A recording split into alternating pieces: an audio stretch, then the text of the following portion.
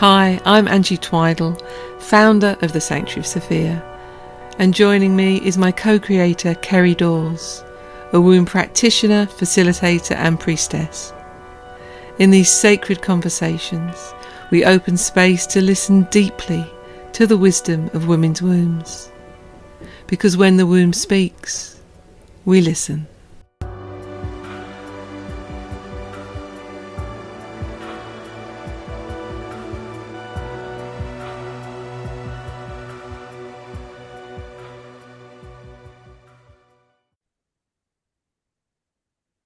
So, hi, welcome to another episode of When the Womb Speaks. And I'm Kerry, the podcast mistress, as Angie has dubbed me.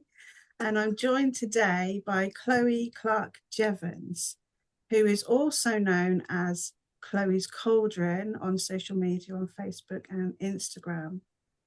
And Chloe is a womb witch, weaver, and shamanic womb healer. She's passionate about sharing with women the teachings and knowing power of their wombs and transforming womb pain to power and pleasure, as well as the tools that we have available to us, specifically sound, crystals, massage, herbs, rituals, nature, and the moon. So welcome, Chloe. You sound like my kind of gal. That Thank all you, sounds Kerry. Thank you. amazing. And it's Yes. so lovely to meet you properly. And we've never Yes. really chatted before, have we? I think we've been in circle together. Yes, yeah. And a few like little bits, but never like a chat as we're Yeah, about to have anyway. yeah, no, it's lovely to meet you. You too. So, do you want to tell us a little bit about where you offer all this amazing healing work from? Whereabouts are you based? So I am based in South Wales, in Carmarthenshire, in a little village called Trimsaran.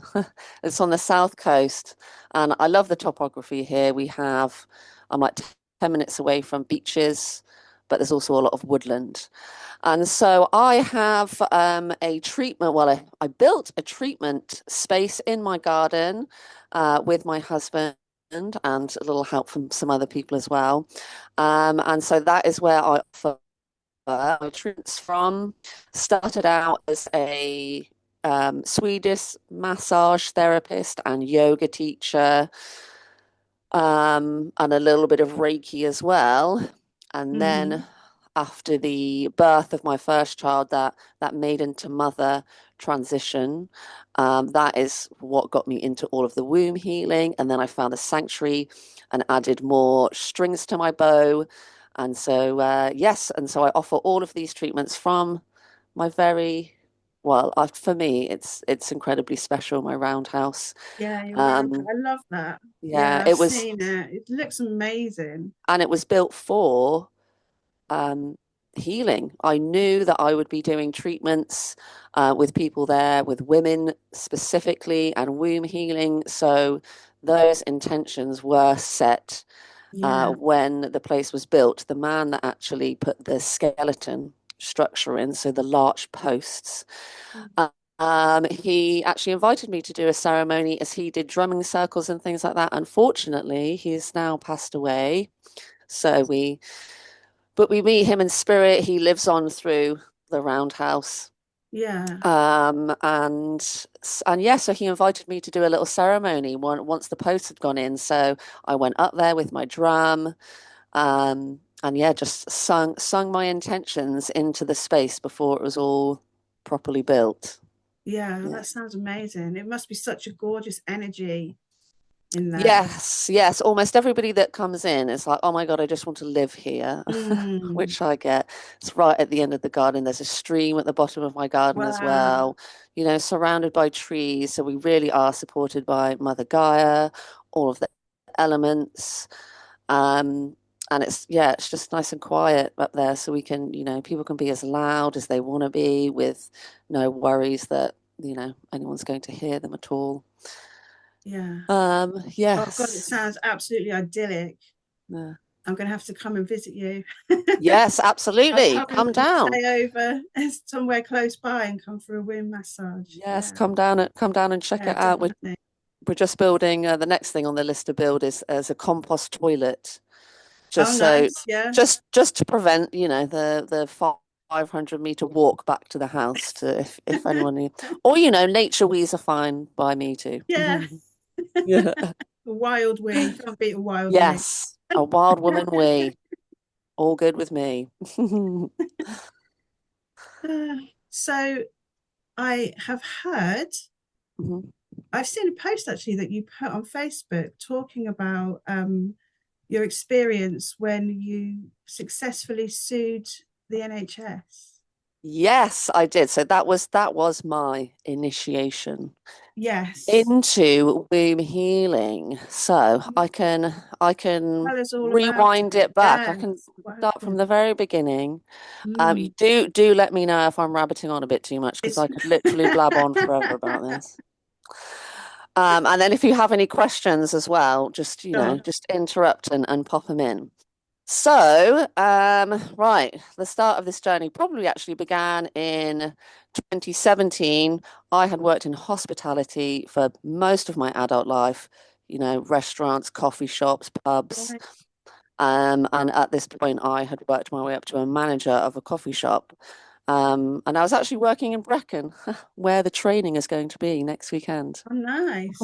So, yes, I was working in Brecon at this coffee shop, and then had a summer in which I was hospitalized twice.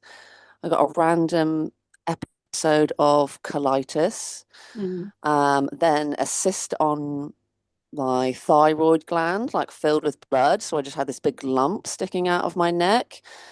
So I was signed off work for a bit of time with both of those. And then I think I'd only been back to work from my latest sickness for like 10 days. And then I got a bout of tonsillitis that took me off work again. And I was like, my body is Wow. trying to tell me Yeah. something. And so essentially I started to listen. And well, long story short on that one, when you're living against your soul's purpose, and people pleasing, and I realized that I was living life for what I thought everybody else wanted me to do. Mm. Like metaphorically, it was almost like I woke up like the car of your life is driving down the highway, or the motorway, and it was like I'd woken up in the back seat, going like, "Oh, where are we going? Yeah. Do I not get to drive the car of my life?" Right. And so, it's already hurtling down. And so I had to kind of take some drastic action to be like, right, okay, I'm just going to open the door and like, because I mean, stop. And so I stepped down from being a manager of the coffee shops because I was like, this is not meant. I know that this is what we're supposed to be doing, going up the ladder. And, it Mm. might look good if I step down or whatever. But I got to the point where I didn't care. I didn't Mm. care what anyone else thought or what it looked like to them. I was just like, my soul is dying inside. And so I then actually, in the winter of 2017, over Christmas and New Year, went off to India to do my yoga teacher training. Wow.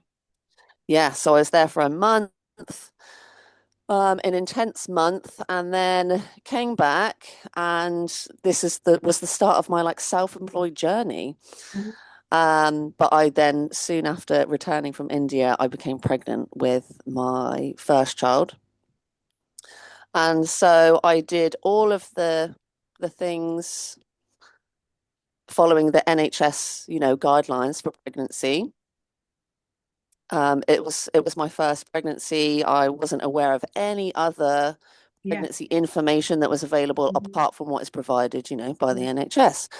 So I did all of that. Because I was a yoga teacher at that time, even though I was still very new, and a massage therapist, they kind of, I was low risk. They just kind of left me to my own devices, really. Nothing to, no high risk or anything like that. I did a few antenatal classes that were put on by the university. And I was somebody that wanted a home birth. I remember I was quite a limited few. There wasn't very many others that wanted a home birth, but I wanted a home birth because just hospitals for me are not like relaxing, No. chill places. They're kind of where sickness and death happens. And so, yes. So ticking along with the pregnancy. And then obviously, as it gets towards the end of your pregnancy, you see your midwife a bit more, have a few more checks and appointments, and they're measuring your fundal height and all of those bits and pieces. And I think it was one of the last appointments, actually. It was before we'd even had that home birth appointment, in which my midwife said that I was measuring big and could I go in for a scan? And I was like, yeah, that's absolutely fine. And this is kind of where it cascaded from. So I went in just for this. Oh, we just want to give you a growth scan. I went into a room and with one of the consultants, and he checked my blood pressure, but only once. And then essentially started using the word preeclampsia because I'd had a slightly raised blood pressure. Right. Look, now I know that within the realms of their limits of it wasn't actually high at all. It was within the range of normal. But because he'd used the word preeclampsia, I started getting, a bit freaked out and scared. I hadn't really researched much about that option. And so I ended up being admitted from that point into hospital. I was frantically researching on the NICE guidelines, which is the stands for something, NICE. It's something to do with the guidelines for the clinical excellence. Right. And so in order to be diagnosed with preeclampsia, you have to have certain markers. The first indication is high blood pressure. But then they have to do, and protein in your urine, which apparently I had a little bit of. I now know that it's kind of normal to have a bit of extra protein in your blood towards the end of your pregnancy. And also the dipstick test isn't a full diagnostic test. Right. The full diagnostic test for your preeclampsia is the 24-hour test. So essentially, I gave them a sample of my pee, and then I was researching online. What are the figures? And essentially, there was a certain figure. You have to have a certain level of protein in your urine. I cannot remember the unit of measurement. I think it was millimoles, but the value had to be 300. You need 300 millimoles of protein in your urine for it to be considered a significant amount to indicate preeclampsia, along with high blood pressure. Other symptoms of preeclampsia are headaches, blurry vision, liver pain. I had absolutely none of these, and what is written all over my notes is asymptomatic. Yeah. So, so that was it. So the inklings, but they needed to do the 24-hour test. So I gave them a pee sample. 24 hours later, I then get visited in the morning rounds by a consultant, and I start using the BRAIN acronym, the benefits, the risks, the alternatives. What's your intuition saying, and what happens if we do nothing? And I'd learned all of this from a hypnobirthing course that I'd taken. And I could tell that as soon as I started asking these questions, oh, what are the benefits? What are the risks? The doctor really did not like that I was asking questions. Right. And he seemed to get visibly angry at me because I asked, do I have preeclampsia? Right. And he was angry, and he was just like, yes.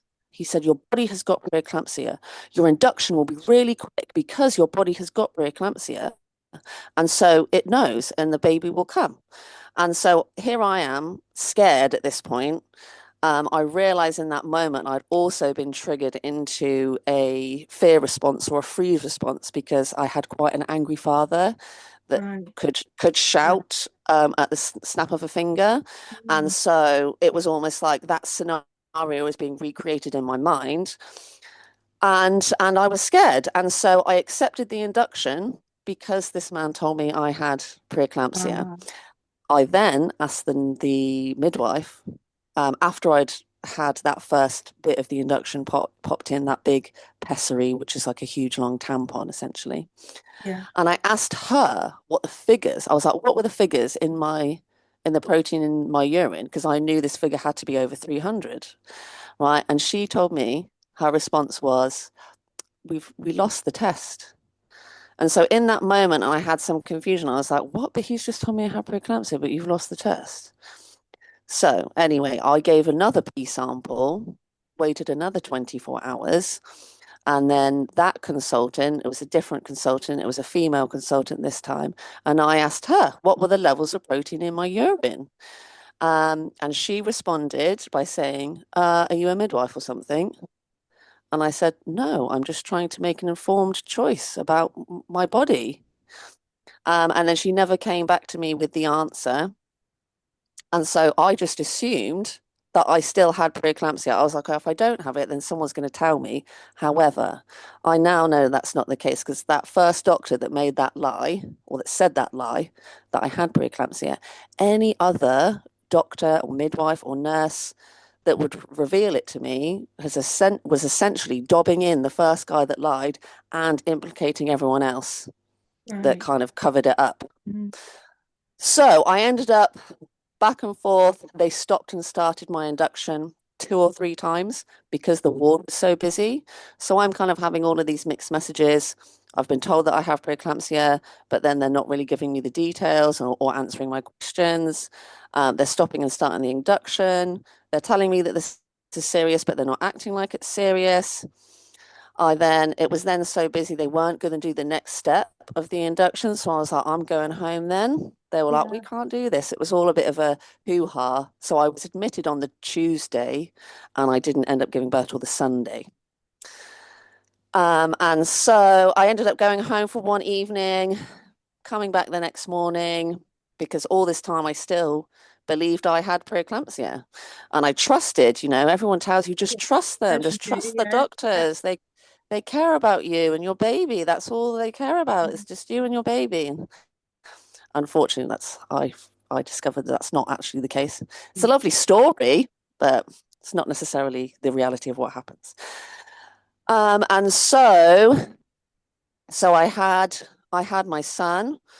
Thankfully, the birth and him coming out seemed to go smoothly. That was it. So I went home, I came back, and then I had another consultant kind of say, like, let's give this lady her baby. And upon reflection and looking back, he okayed me for some next stages of the induction.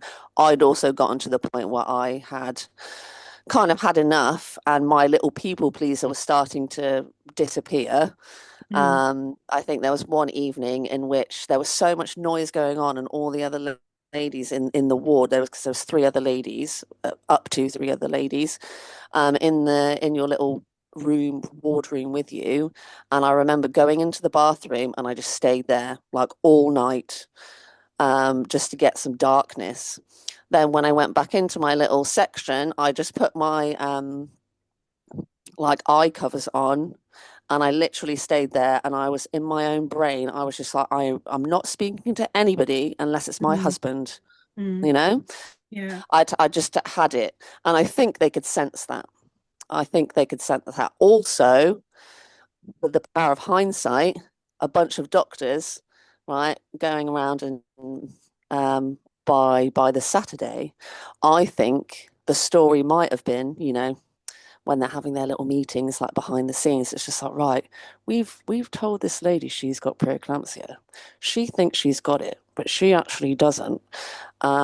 We cut, almost like we need to get her out of here. Right. Otherwise, she might cotton on to what's going on. Anyway, so yeah, they okayed me for these extra steps of the induction. And I said to my husband after they did the first one, I was like, come on, we're going into town. We're just having a wander. I lived 10 minutes away from the hospital. The hospital is literally next to Swansea town centre, or excuse me, Bert. Very close by. A little burp break in there. And so, yeah, I was just like, they won't know. They don't know. They don't know that I've gone. We'll just tell them I'm going for a walk around the hospital. But we left and went into town. And that was probably around like midday. And then I popped home, but then I actually felt it getting more intense. So I said to my husband, right, let's get Right. back. We need to be back in 6 hours' time because that's when the next pessary is Yeah. due and all of that sort of stuff. And so, yes, so got back to the hospital and then it all started kicking off from there, really. 8 p.m., my husband had to go home. I was already not able to concentrate. And so I, So were you in um, labour at this that was point? it. Had labour started at this Yes. point? Yeah. Yes, yeah, it had essentially, but it started pretty quickly. So I ended up from my little where I was, I ended up going to the nurses' station and there was a little room behind them that seemed to have a bed and like a little, it just seemed to be a bit more alternative, one of like Mm, the birthing rooms with like a mm, pool in it and stuff. right. And so I didn't even ask. I didn't go if this is okay. I was just like, I'm going in that room, like, and I'm calling my husband. And she was like, okay, you know. I'd also had the clear out. I'd also had the bowel clear out. Right. So things were starting to happen, and I was just had that moment of awareness that if I don't call my husband now, he might fall asleep. Once he's asleep, he's quite a deep sleeper. He might not wake up with a phone call, so he needs to be back now. Yeah. Yeah. If he wouldn't have, he would have missed the birth Right. because he was born that evening. So yeah, my husband came back. I apparently went from 2 centimeters dilation to 8 centimeters dilation in 1 hour, which is, quicker than their, The standard. average. Yeah, Yeah. theirs is like a centimeter an See, hour. I I think don't that know about this because I was. had 3 C-sections. So all of these details, Yes. Yeah. I don't know much about them. Yeah. Bowel clear out, Yes. I don't know what you're talking about.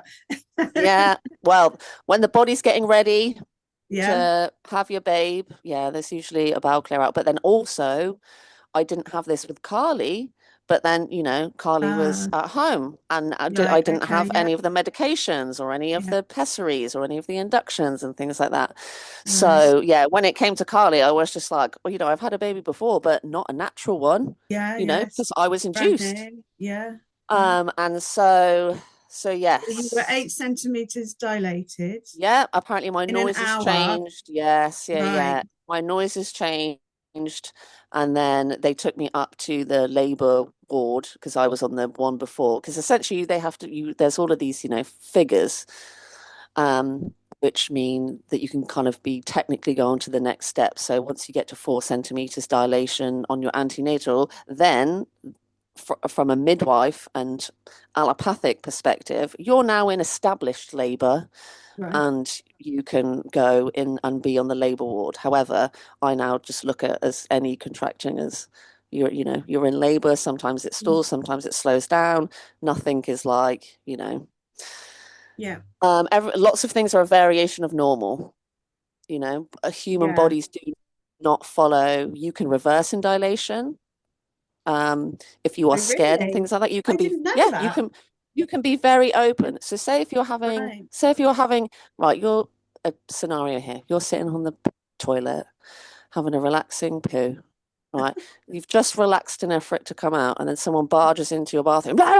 Mm. Right, what's going to happen to your Getting this sphincter? bench up again, aren't you? Yeah, Yeah. exactly the same thing happens to the Okay. cervix. So Right.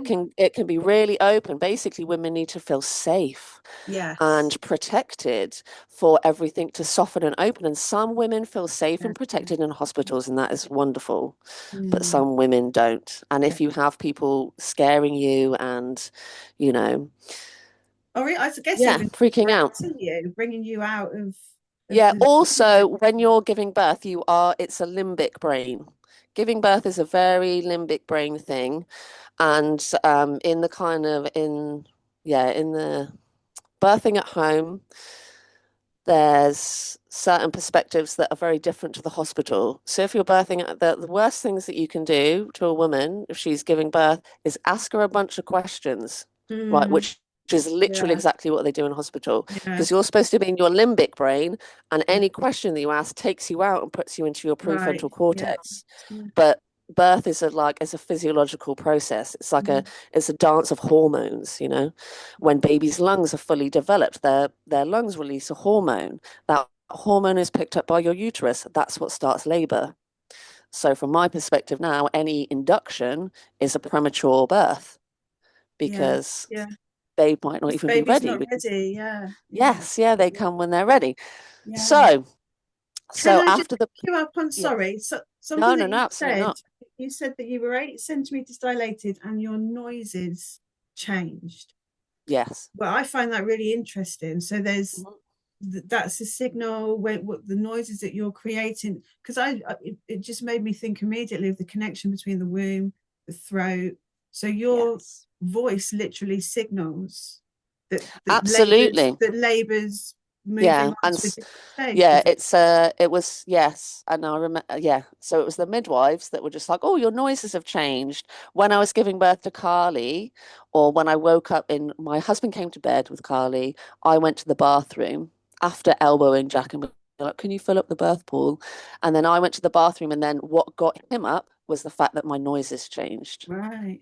So whilst there's two different phases of labor and the uterus and how it contracts and pushes. Let me see if I can go up a little bit here. So at the start, oh, coming close, The I've gone listeners can't blurry. see this demonstration that you're giving. Yeah, yeah, yeah. So there is, yeah, it's almost like the muscles are going round Yeah. around the I've seen like sides. the football Mm. demonstration before. I've seen So videos that's of kind of that. like Yeah. what happens in the first stages of labor, and then when the baby starts to like come down to get ready to descend through the birth canal, this is where it's kind of more from the top down, where Right. the muscles from the top down push. And so it's just the different phases of labor.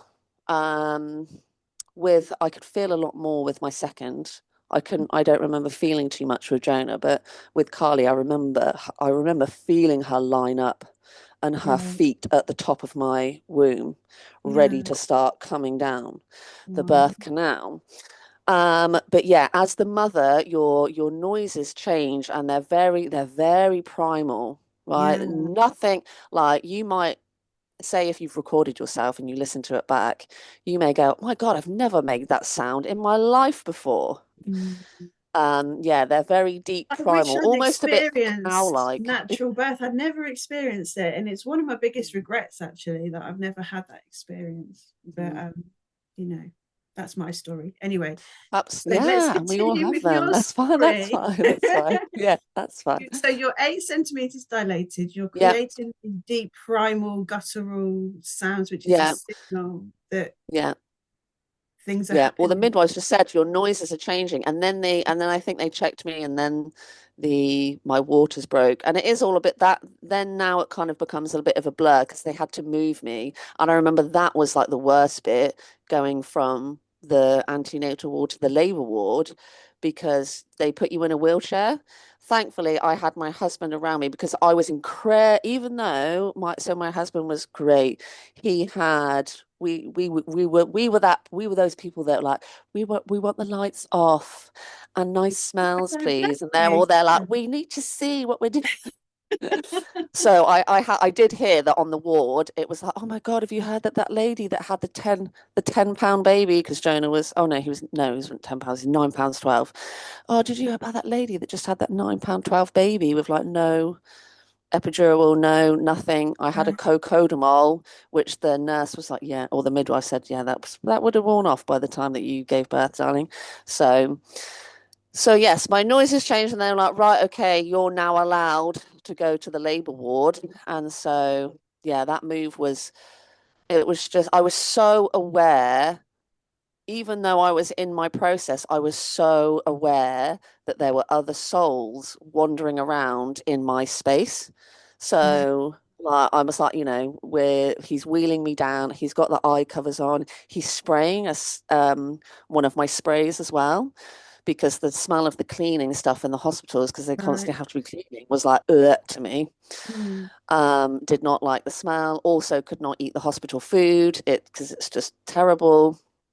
And so, yeah, they wheeled us, or I had to go in a lift.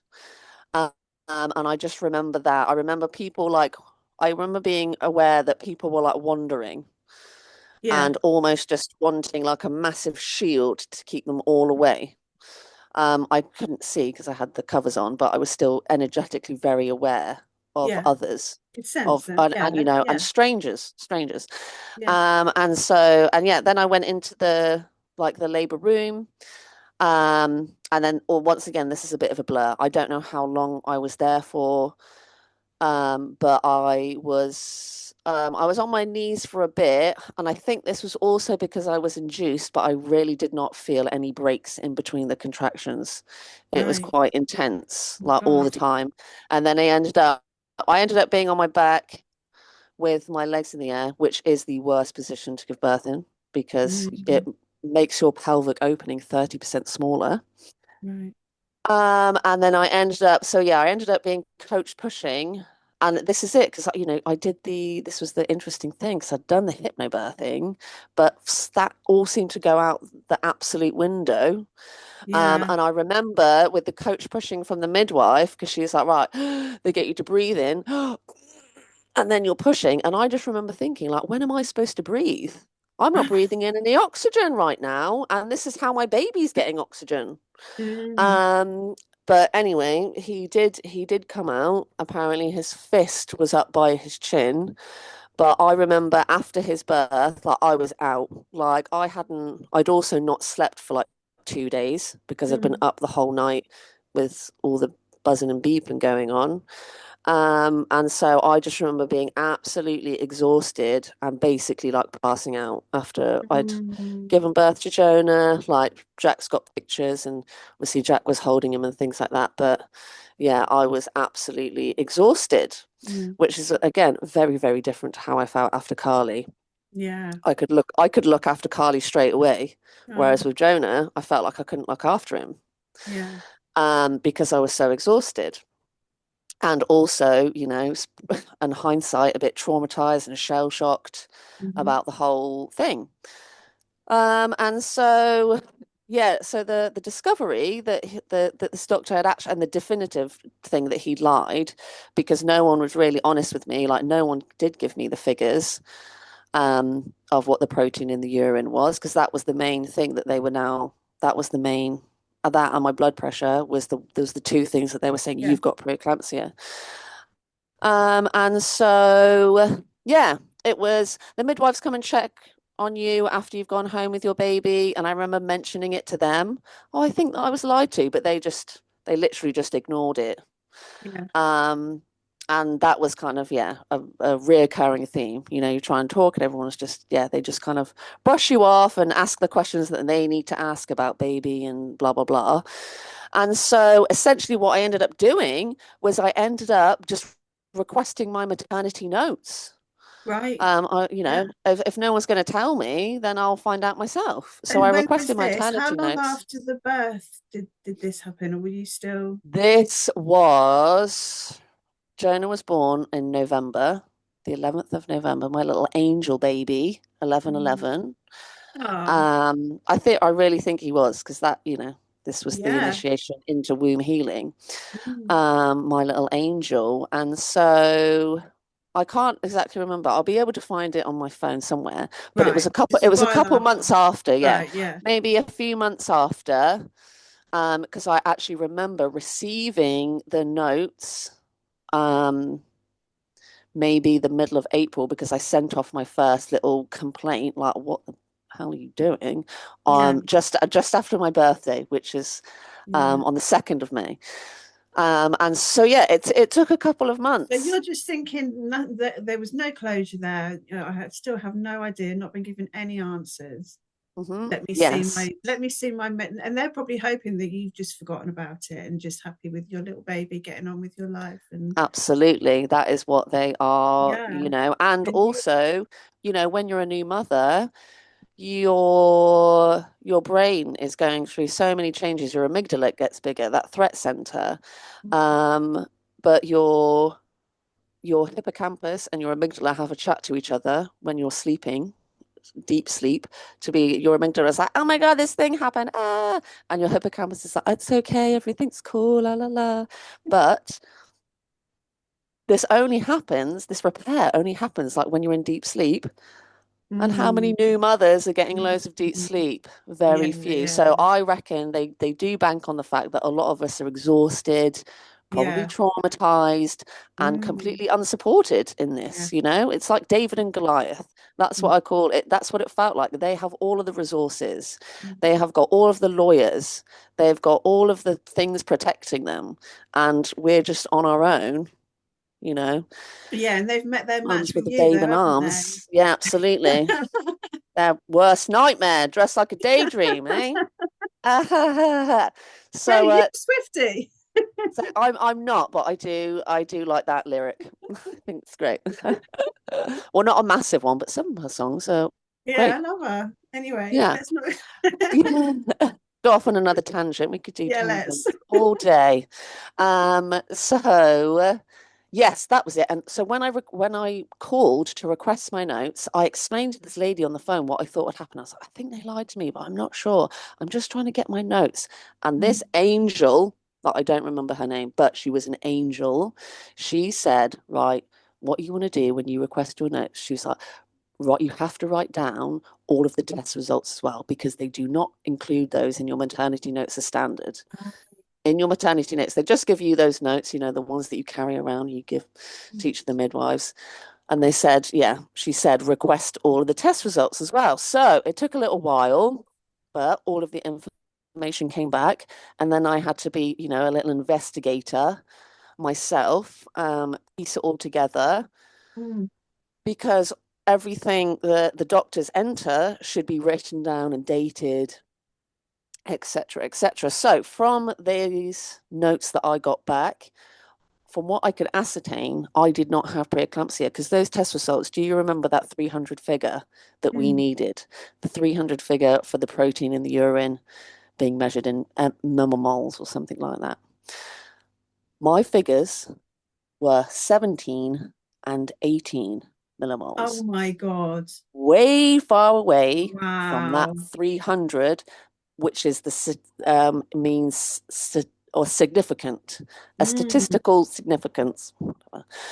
So I essentially then launched a big email. I just did an email complaint. I didn't go to PALS, which is the patient liaison service. And upon hindsight now, sometimes I think it might be better to avoid PALS and just go straight to a complaint, because sometimes if you go through PALS, then the people at the hospital get a heads up. Yeah. You've got an angry Right. lady. Whereas this one, I think I caught them out. Essentially, I caught them out in their lie, because Yeah. in the official response to my complaint, they actually admitted that I didn't have preeclampsia, and they said, you just had pregnancy-induced hypertension, but we would have done this to you anyway. And that is when I went, no, no, no. There is something called human rights Yeah. and informed consent. Consent. Yeah. This And is you would it. not have had that. You would have been out the door, at home. Yeah. Yes, yeah. And Wow. so I tried to resolve it with the hospital, went back and forth. So I sent, my email going, what are you doing? It looks like you've lied to me. Do you do this all the time? Is this normal? Mm. And then they sent, a long 4-page reply. Some of it was, irrelevant, like, oh, the reason that we stopped and started your induction is because it was really busy on the ward, and I'm like, that's fine. You Yeah. prioritize all you want, love. Yeah. Ironically, you could have kept my bed for someone that actually Yeah. needed Yeah. it and wanted it, but Exactly. instead you lied to me Yeah. and kept me there. So I then went in for a meeting with them. And that was really interesting, because I kept using the word lie. The doctor lied to me, because that first one, when I asked him, have I got preeclampsia? He said, yes, your body's got preeclampsia. Your induction will be really quick. And then the doctor that was there, that wasn't the same one that said this, it was a completely different doctor who I'd never met before. He was like, oh, you keep using the word lie, but I don't think this doctor lied to you. And then this is the moment where I had to explain to a medical doctor the definition of a What an lie. actual lie means. Oh my Yeah. goodness. And I was like, when you ask somebody a question and they don't tell you the truth, that's a lie. And then they were like, oh, we had no idea that both of the medical people in unison were like, oh my God, we had absolutely no idea about that. We're going to have to go back and do our investigations. which was a load of Wow. bollocks. I checked my complaint email afterwards, and and I put in there, I had put in there about the lie many times. I was Mhm. like, "You lied to me. Do you usually do this?" And then I had that weird wonderment of, why am I having to explain to doctors what a lie is and why you shouldn't do it? And then I kind of had this realization. I was like, oh my God. Also, I was like, how has one of their lawyers not read this response letter and gone, holy Jesus, don't Mm. send this out. You are literally admitting that she Mm. didn't have it.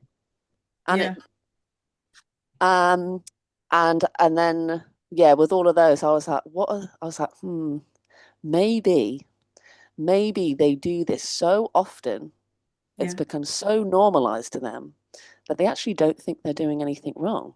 Mhm. Maybe they actually do lie to women a lot Yeah. and just And most it's people just just, part of it. yeah, just take it in their Yeah. stride and Yes. And for take me, all I the think it's trauma more, into their wounds yeah, and yeah, yeah, absolutely. and And hold they it think there. it's Yeah. there and they Mm. think it's their fault. I have a One of the stories that I love to use to explain this one is I work at Glastonbury at the festival, and there's someone that works there too, and she was pregnant with twins. And she was told that she needed to be induced, because of the twins, etc., etc. So they induced her, babies were born, and then the baby's lungs weren't fully developed, so they had to go to NICU. And then she came away thinking that her body was completely broken, right? And she needed help. But if you remember what I said earlier, lungs are the last thing to develop on a baby. Mm. And once those lungs are developed, baby releases a hormone. That hormone is picked up by the Mm. uterus. So I would say it was the hospital that induced you. It Mm. evicted those babies when they weren't ready, right? And then those babies came out with underdeveloped lungs, and then they had to go into NICU. And now you think your body is broken when actually it was the fault of the hospital. It's Mm. almost as though what they do is this another metaphor, Mm. right? So if I set you on fire, right, and then I got a fire extinguisher and put you out, and I said, saved your life, Yeah. would you go, thanks so much? Or would you Mm. go, fuck off, bitch, you set me on fire in the first place? Yeah. And so that is essentially I do what they're love your doing sometimes in hospital. metaphors. You've got some great Yeah, yeah. the moving car and the being set on fire. Yeah, Mm. no, but it I makes just I sense. love a It does. It metaphor. does. It makes sense. Yeah. Yes. So So continuing that with was the the story. story. Yeah, that was the story Yeah. that kind of leads up to the Sue. Yeah. And so essentially, I tried to resolve it with the hospital back and forth. After this meeting, they were like, "Oh my God, after saying we need to complete our investigations or whatever, or do more, they were like, can you come and do a talk with the doctors and you can teach them and stuff like that?" And I now know that that was a little bit of like ego rubbing and like, Mm. let's just tell this lady what she wants to hear. And whilst I'm also thinking like, why should I have to tell doctors to like respect women and not fucking lie to them? My God, it's wild. And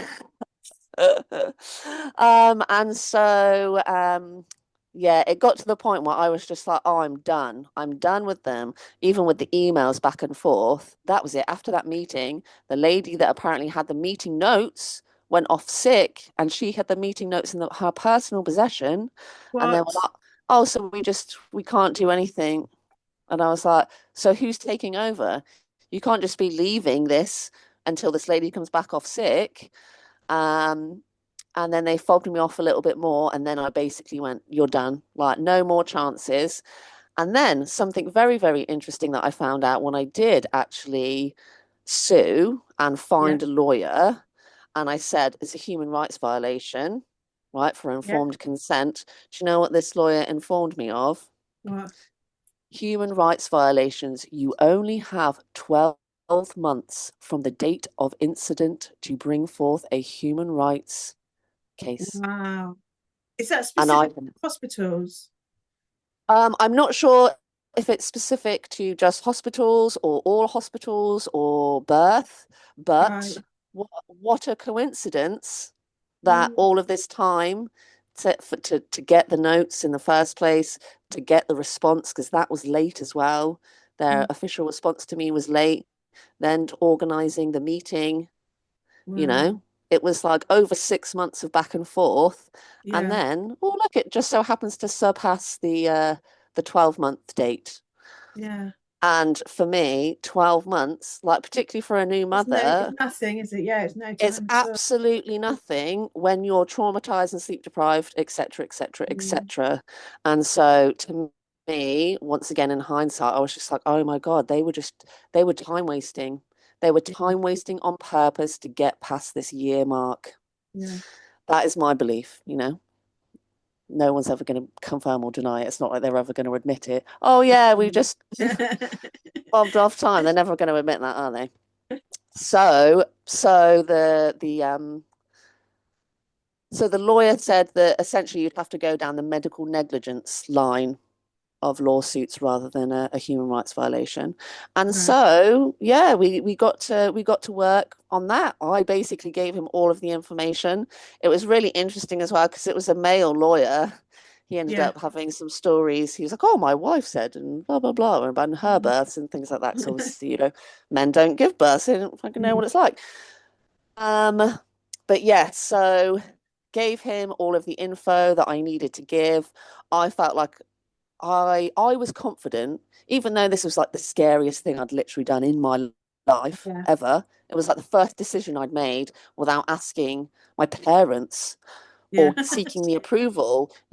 Basically, no one was going to approve that. No one's going to go, oh yeah, go sue the NHS, love, because it's fucking scary.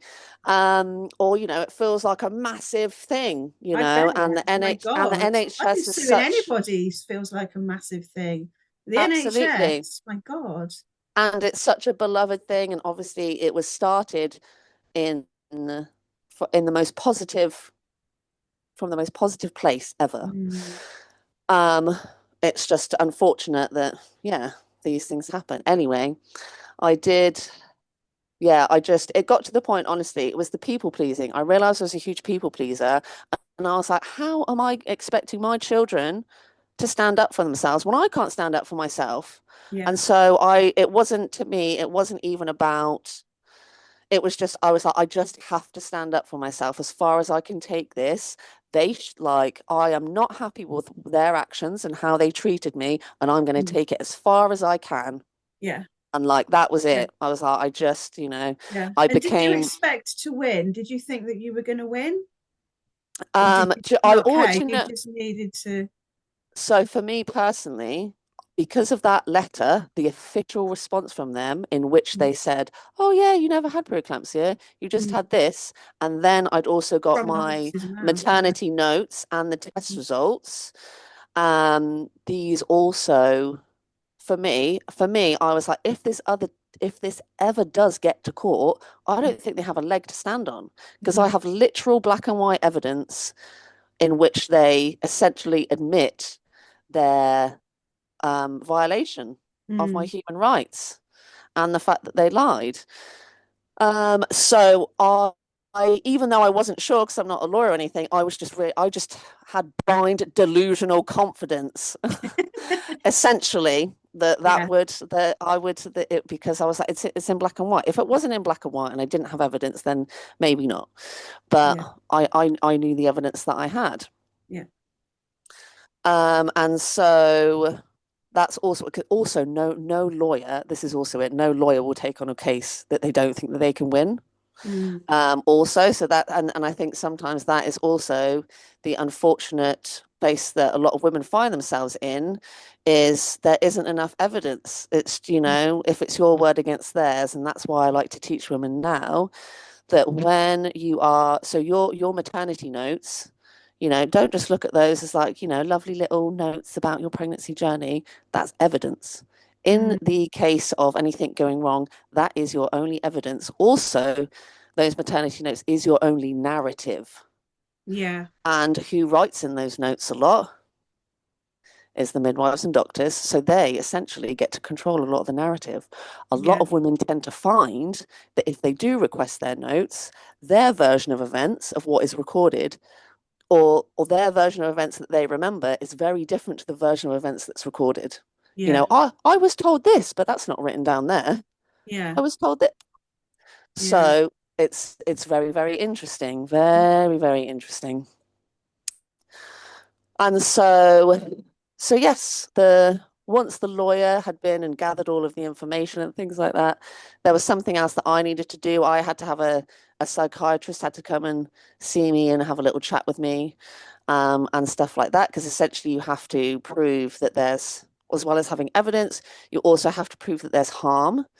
And this is the funny thing about like the NHS. It's like essentially mental harm is hard to be proved. Yeah. It's hard to prove it or have evidence of it.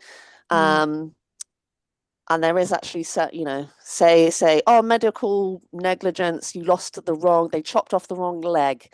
That's about 10 grand. They actually have monetary Yeah. kind of brackets for certain negligence claims and things like that. However, this was, you know, just essentially a lie, yes, but there was no, and yeah, it's it sounds so backwards, but because there was no physical harm Right. to me, or you know, Jonah doesn't have, like, I didn't have um I didn't have any physical issues with me after Yeah. the birth, Yeah. and Jonah didn't have any birth injuries that Mm. occurred from the birth. And so therefore it was, it was the evidence. So I kind of had to go through the mental health route. So I've experienced a bit of anxiety and depression in my 20s. Once again, from my interpretation, I think that is just because I was living as a massive people pleaser and so Mm. disconnected from my soul and my womb. Mm.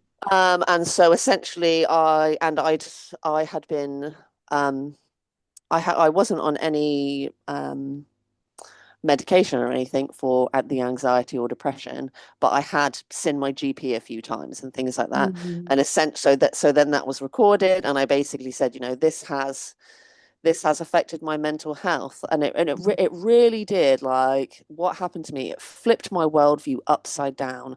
I had Mm. always up until this point trusted and respected authority Mm. and been fearful of it, you know, police, doctors. I Mm. genuinely, and this might sound naive to some others, but I genuinely believed that it was not possible for a doctor to lie, almost Right. like they had something within them that made them, oh no, I can't lie. And then Yeah. now I'm like, well, of course, anyone can lie. Yeah. They're just people, you Yeah. know, just because someone has a particular job title does not mean they are morally superior Yeah. to anyone else. And so, yeah, it really flipped my worldview completely upside down. I was a rule follower. I actually Mm. remember saying in that coffee shop job, just tell me what the rules are and I'll follow them. Yeah. And if you know me now, you might laugh because I'm like, F the rules, F all of them, you know? So yeah, it really did. Fresh Prince of Bel-Air completely fit my life, turned upside down.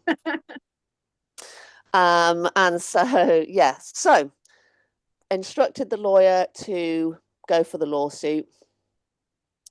And then COVID hit because this was right, it was like Right. November, December 2019. The Yeah. lawyer said it could take up to 2 years Mm. for the lawsuit to happen. You know, these just things take time. And I was like, yep, whatever, that's fine. And then I actually remember what I was doing. It was August. It was August. It was summer. I was driving to visit a friend. And I just pulled over to get some petrol or diesel or something like that and checked my phone. And I had a message from the lawyer saying that basically what he'd done is he kind of chased them up. And what lawyers do, they go, here we go. You can either pay us. Here's your Yeah. Yeah. opportunity to settle out of court for Yeah. this much, or we can go to court. And basically, they said, yep, we'll settle out of court. Yeah. So I got that call that they'd settled out of court in Right. August. So I'd started the process in November, November, December. Yeah. And then they had settled out of court Okay. in August, and I cried.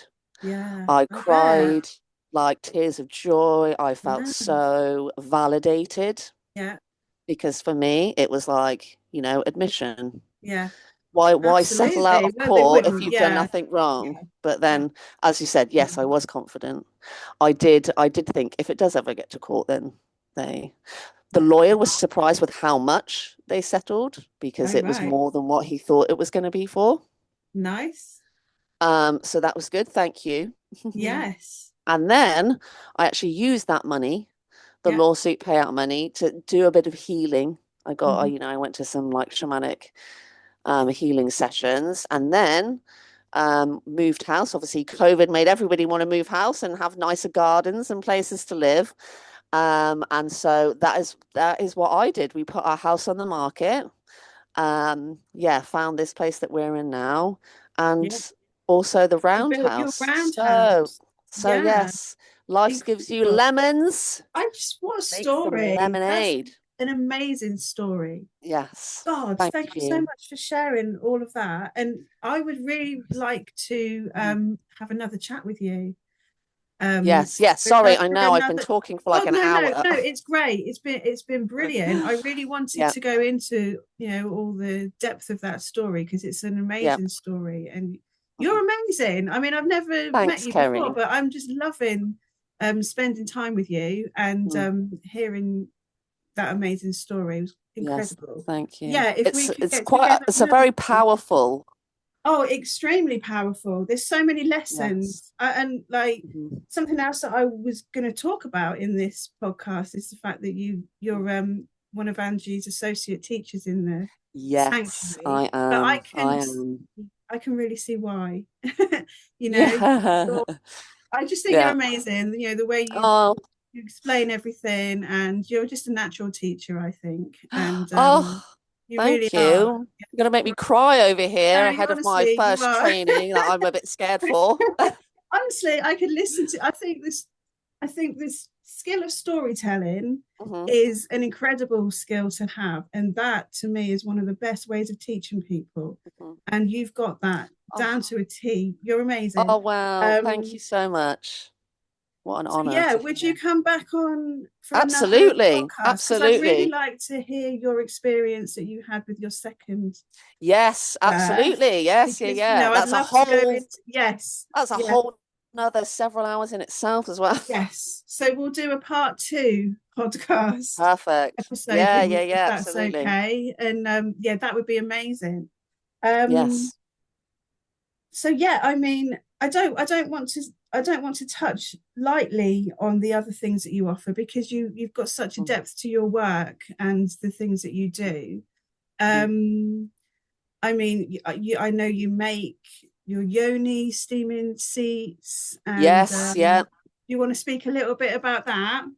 I can do. So yes, the Yoni steam seats that I make, born from when I went and did my own training, of the Yoni steaming, room wrapping, and sacred anointing. And Mm. so the ones that the teachers use, the Yoni steaming, room wrapping, and sacred anointing training. As I'm just about to go and teach it, there's a lot of bits with that one. There's a lot of stuff you've got to take and Yes, carry yeah, around, yeah. And I've done so, that training, and yeah, yeah. I mean, oh, so amazing. And that when I did it, Angie didn't Mhm. have the official yoni seats. She was using like The stools. plastic Oh, ones. yeah, yeah, Yes, yeah. So that's it. That's what I got as well. And I was just yeah. like, this is not good enough for the Sanctuary of Sophia. We can't be using these plastic little stools.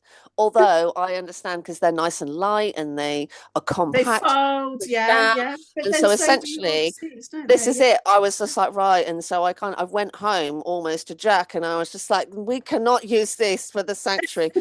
And we need to like basically there's a gap, there's a niche in the Yeah, market yeah. here for nice yoni steam seats because there's so many ways to steam, right? You can just kneel over your bowl.